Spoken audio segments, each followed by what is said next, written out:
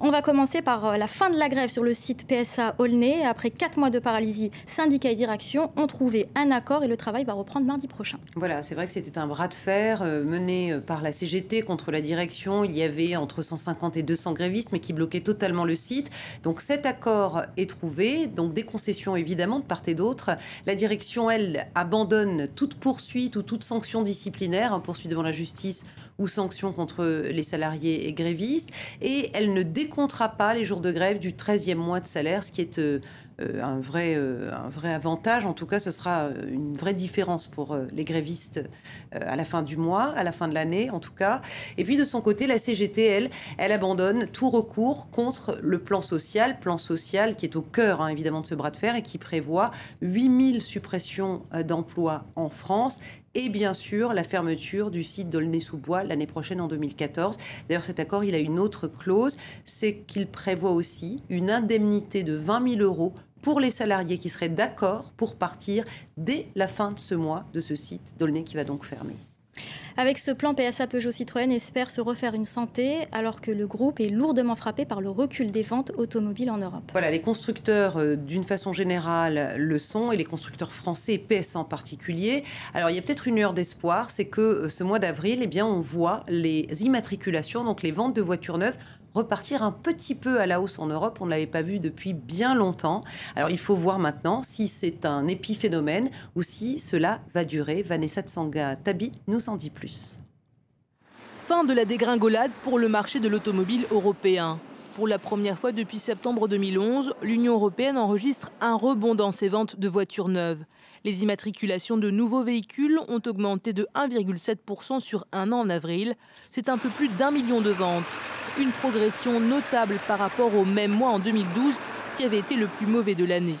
Mais d'après les analystes, ce rebond ne signifie pas forcément un tournant pour cette industrie dans le rouge depuis des années.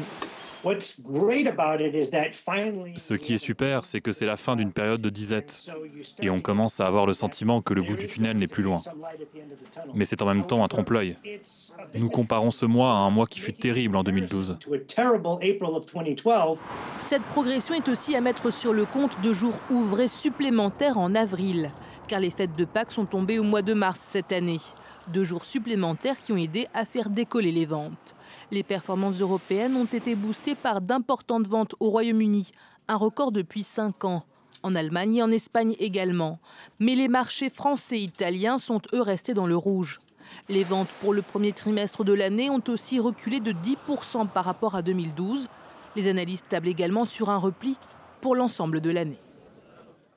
Alors Myriam, GDF Suez se lance dans le gaz de schiste aux États-Unis. Mais aux États-Unis, voilà, pas encore en France où l'exploitation n'est pas autorisée. Donc le Français s'associe avec Sempra Energy qui est un Californien et 2 Japonais, Mitsubishi et Mitsui. Et le but, eh bien, c'est de construire une usine de liquéfaction du gaz. C'est un gros investissement, 7,8 milliards d'euros.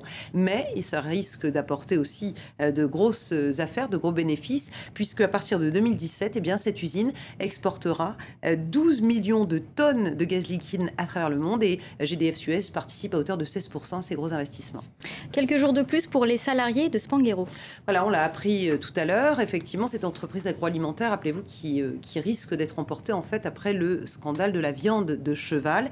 Il y avait normalement une date limite à aujourd'hui pour les repreneurs. Cette date limite a été repoussée par l'administrateur judiciaire au 31 mai, à la fin du mois, car pour l'instant, il n'y a que 2 projets. Le projet de Laurent Spanghero, qui est donc le fondateur de l'entreprise, et un projet présenté par les salariés. Le problème, c'est qu'au mieux, ces projets ne permettent de reprendre que 100 emplois, 100 postes de travail, alors qu'il y a 240 salariés.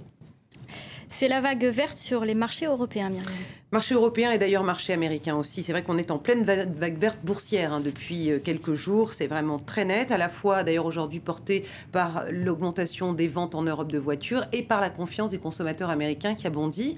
Alors en Europe, ça donne un record pour le CAC 40 à Paris qui a franchi la barre des 4000 points, plus 0,56%, plus 0,34% à Francfort. Londres a fermé sur une hausse de 0,53%. Et puis, comme d'habitude, j'allais dire des records à Wall Street avec un Dow Jones qui prend 0,80% et qui bat un record en points. Nasdaq plus 0,97%, S&P 500 plus 0,95%, record aussi avec 1666 points. Le chiffre du diable, je ne sais pas, ou en tout cas un chiffre qui sonne bien. Alors une vague verte et pourtant l'économie européenne continue à envoyer des signaux rouges de faiblesse. Absolument, et pourtant c'est paradoxal puisque ce signal, c'est un excédent commercial, figurez-vous, de la zone euro, presque 23 milliards d'euros en mars, c'est 2 fois plus qu'en février, a priori c'est une bonne nouvelle, sauf que évidemment la balance commerciale c'est l'équilibre entre les importations et les exportations, et le problème c'est pas qu'on exporte beaucoup plus, c'est qu'on importe beaucoup moins, c'est-à-dire qu'en fait la consommation intérieure dans beaucoup de pays européens est effondrée littéralement. C'est le cas par exemple de l'Espagne qui dégage ce mois-ci son premier excédent commercial depuis 42 ans, mais ça n'est pas une bonne nouvelle, ça veut dire que les Espagnols ne consomment plus et donc on importe beaucoup moins en Espagne. Tendance confirmée par Maersk qui a annoncé des résultats en baisse au premier trimestre. Oui, Maersk qui est donc le poids lourd des transporteurs, notamment on voit tous ces containers dans les ports. Et effectivement, au premier trimestre, ces résultats ne sont pas bons, bénéfices en baisse de 33%, chiffre d'affaires en recul de 2%. Et le groupe le dit lui-même, c'est notamment la faiblesse de l'activité dans les pays développés qui explique ce mauvais résultat. En Italie, le gouvernement renonce pour le moment à un impôt mis en place par Mario Monti. Voilà, l'IMU, comme disent les Italiens, c'est-à-dire en fait la taxe sur la résidence principale. Mario Monti voulant remettre les comptes à l'équilibre, il était allé chercher l'argent dans la poche des Italiens. C'était une mesure évidemment très impopulaire qui avait été d'ailleurs battue en brèche par Silvio Berlusconi pendant la campagne. Du coup, les Italiens sont contents, cette mesure est suspendue, elle n'est pas annulée, le Trésor italien le sera moins. Et le gouvernement italien donc se donne jusqu'à la fin du mois d'août pour annoncer une grande réforme fiscale.